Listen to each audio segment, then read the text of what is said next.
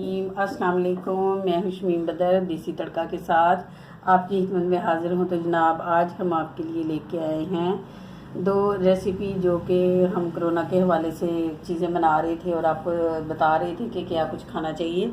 ये हमने सूप तैयार किया है और ये साबूदाने की खीर तैयार की है। तो इससे पहले इसको तैयार करने से पहले मैं आपको ये बताना ज़रूरी समझती हूँ कि आपकी सुबह का आगाज़ जो होना चाहिए वो गर्म पानी से होना चाहिए।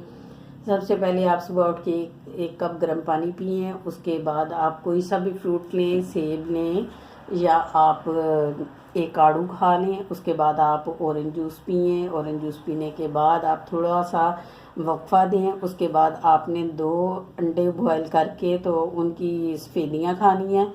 इसके अलावा अगर आपको तलब है, भूख है, तो आप चाय के साथ या दूध पत्ती बना के उसके साथ 2 रस खा सकते हैं। फिर आपने थोड़ा वक्फा देना है। उसके बाद आप फिर कोई फ्रूट खा लें, जैसे कि अंगूर है, अंजीर है, गरमा है, फ्रूट खाएं। उसके बाद आप दोपहर में ये यखनी या सूप वगैरह लें। इसके साथ अगर आप चाहें तो फुल्का ले सकते हैं और इंतहाई सादा ग़िज़ा आप इस्तेमाल करें। इंशाल्लाह अल्लाह ताला आपको बहुत जल्द से तंदुरुस्ती देगा। मेरा ईमान है कि जब आप अल्लाह से जो चीज़ सिद्क़े दिल से मांगते हैं अल्लाह ताला वो आपको ज़रूर देता है। तो ये साबूदाने की जो खीर है ये आप शाम के टाइम भी खा सकते हैं क्योंकि ये बहुत हल्की ग़िज़ा है और जब भी आपका दिल चाहे सुबह के वक्त भी आप इसको ले सकते हैं।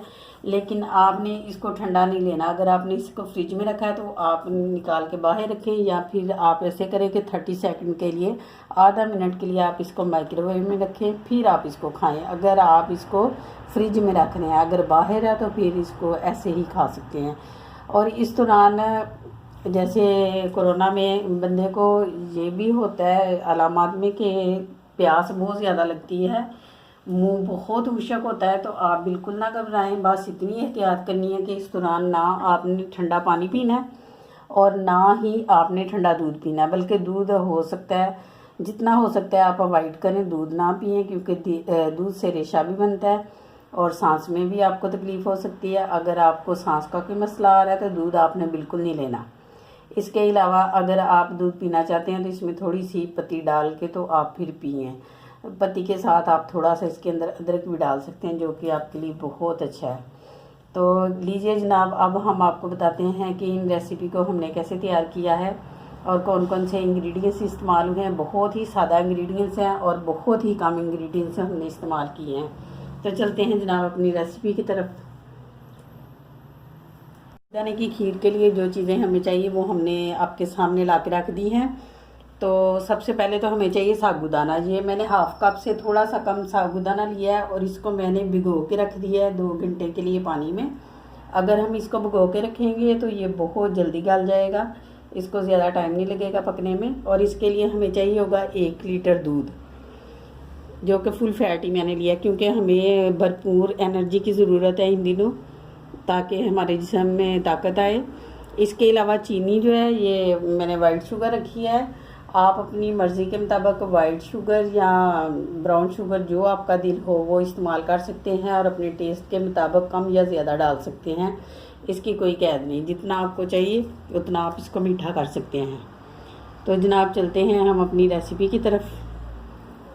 सबसे पहले हमने एक पैन लेना है, उसके अंदर हम डालेंगे दूध और दूध को उबाल आने का इंतज़ार करेंगे। साथ साथ हमने इसको हिलाते रहना है ताकि ये नीचे बिल्कुल ना लगे, नहीं तो जल जाएगा नीचे से दूध क्योंकि ये फुल फैट मिल्क है।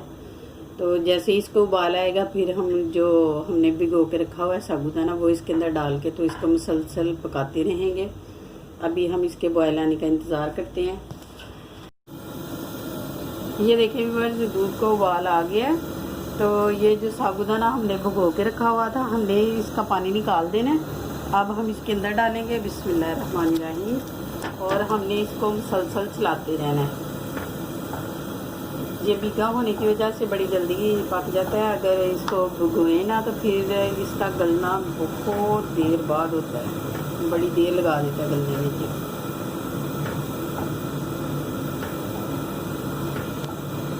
को मुसलसल चम्मच से हिलाते रहना है चम्मच आप कोशिश करें कि लकड़ी का हो या नॉन स्टिक हो। ये देखें ट्रांसपेरेंट होना शुरू हो गया है। इसके पकने की यही निशानी होती है कि ये जो छोटे छोटे दाने हैं साबूदाने के, ये फुल ट्रांसपेरेंट हो जाते हैं और अपने साइज़ से काफ़ी बड़े हो जाते हैं। और 2 से 3 घंटे तक अगर इसको भिगो के रखें तो बड़ी जल्दी ये पक जाता है। बस ये देखो साबूदाना के जो दाना है ट्रांसपेरेंट हो गया है। इसको पकने में सिर्फ 10 से 15 मिनट लगते हैं तो ये खीर हमारी तैयार हो जाती है। ये अब भी खीर हमारी पतली है, लेकिन जैसे ही ये ठंडी होगी तो ये काफ़ी गाढ़ी हो जाएगी। तो अब इस स्टेज पे आके आपने इसके अंदर चीनी डालनी है, जो आपकी मर्ज़ी पे डिपेंड है कि आप ब्राउन शुगर डालें या वाइट डालें। तो मैं इसके अंदर डाल रही हूँ ब्राउन शुगर। बिस्मिल्लाहिर्रहमानिर्रहीम। ये भी आपने अपने टेस्ट के मुताबिक कम या ज़्यादा कर लेनी है, जितनी आपको पसंद है आप उतनी डालें।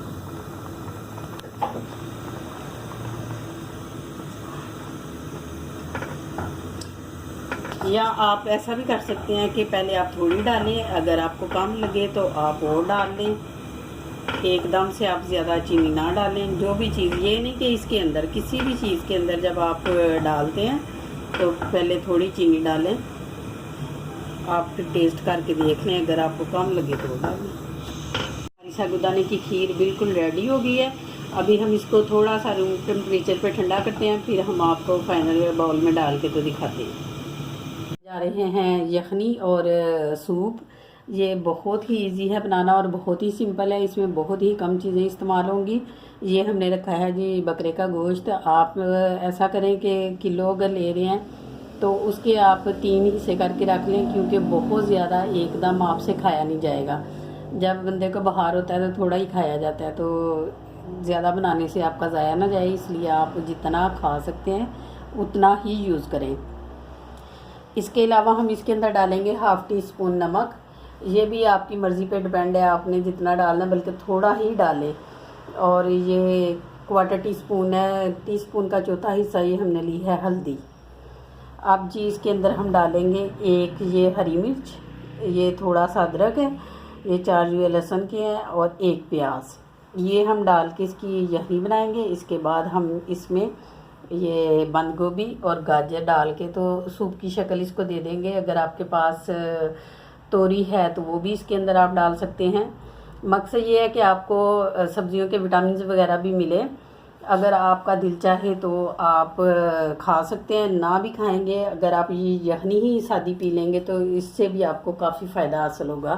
तो जनाब चलते हैं रेसिपी की तरफ। सबसे पहले हम गोश्त को कुकर में डाल के उबालेंगे और आपने इसको बहुत अच्छे से गलाना है। बिस्मिल्लाहिर्रहमानिर्रहीम। ये चीज़ें अब इसके अंदर भी जाएंगी। आपने ना इसमें डालनी है हरी मिर्च, लाल मिर्च और काली मिर्च आपने बिल्कुल नहीं डालनी, सिर्फ एक हरी मिर्च डालनी है। और ये हल्दी और नमक। बिस्मिल्लाहिर्रहमानिर्रहीम। इसके अलावा आपने इसमें पानी ज़्यादा डालना है क्योंकि हमको यखनी चाहिए। ये तकरीबन 1 लीटर पानी मैंने इसके अंदर डाल दिया। तो अब हम इसको अच्छे से प्रेशर देंगे तकरीबन 15 मिनट के लिए, ताकि ये गोश्त जो है अच्छी तरह गल जाए। कुकर की सीटी को बोलते तकरीबन 15 से 20 मिनट हो गए थे। तो अब मैंने इसकी सारी स्टीम निकाली है। अब हम इसको खोल के देखते हैं कि गोश्त गल चुका है कि नहीं, क्योंकि गोश्त को हमने बहुत अच्छे से गलाना है। बिस्मिल्लाह। जी हाँ, गोश्त बिल्कुल गल चुका है जिस तरह का हमें दरकार है। अब हमने ये करना है कि ये प्याज और लहसुन अगर आपको पसंद है तो खा लें, नहीं पसंद तो आप इसको ऐसे ही निकाल दें। मैं इसको एक चम्मच से निकाल देती हूँ। इसके अंदर जो प्याज लहसुन और अदरक था वो हमने निकाल दिया। ये यखनी बिल्कुल रेडी है। आप चाहें तो आप ऐसे ही ये यखनी पी लें, और बोटियाँ इतनी अच्छे से गली हुई हैं कि आप वो भी इसके साथ खा सकते हैं। लेकिन अगर आपको चाहिए, आप पसंद है, तो आप इसके अंदर वेजिटेबल डालें। ये एक गाजर डाल लें, थोड़ी सी बंद गोभी डाल लें और इसको गला लें। तो ये आपका बहुत अच्छा सूप तैयार हो जाएगा। इसको गलने में इतना टाइम नहीं लगेगा, बस थोड़ी देर में ये गल जाएंगी। तो हमारा सूप रेडी है। अभी हम आपको डिश आउट करके दिखाएंगे जब ये सब्ज़ी गल जाती है तो। अब हमारी दोनों रेसिपी बन के तैयार हो गई है। एक हमने तैयार की है साबूदाने की खीर और दूसरी हमने यखनी बनाई है। और यखनी का तरीका भी आपको बता दिया। और अगर आप इसमें सब्ज़ी डालना चाहते हैं तो ये सूप की शक्ल तैयार कर लेती है, जो कि बहुत ही मुफीद है और बहुत ही आसान है। कोई ज़्यादा इंग्रेडिएंट्स आपने इस्तेमाल नहीं करने, कोई मिर्च मसाले नहीं डालने, सिर्फ आपने इसके अंदर एक हरी मिर्च डालनी है और थोड़ा सा नमक और थोड़ी सी हल्दी डालनी है। इसके अलावा आपने कुछ नहीं डालना। गोश्त को बहुत अच्छे से आपने गलाना है।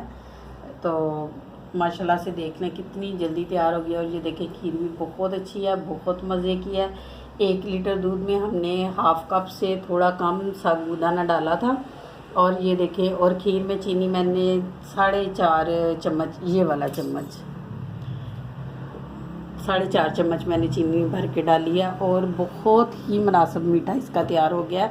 अगर आप बहुत ज़्यादा खाते हैं तो और डाल लें, लेकिन मेरे लिए तो ये बिल्कुल सही है। जितना परफेक्ट मीठा होना चाहिए उतना ही है।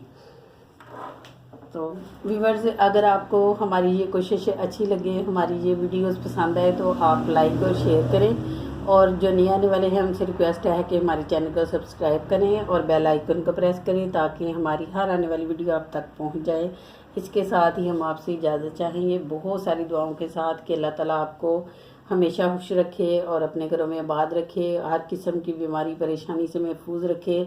हम आपसे इजाज़त चाहते हैं। मिलेंगे इंशाल्लाह एक नई वीडियो के साथ। अल्लाह हाफिज़।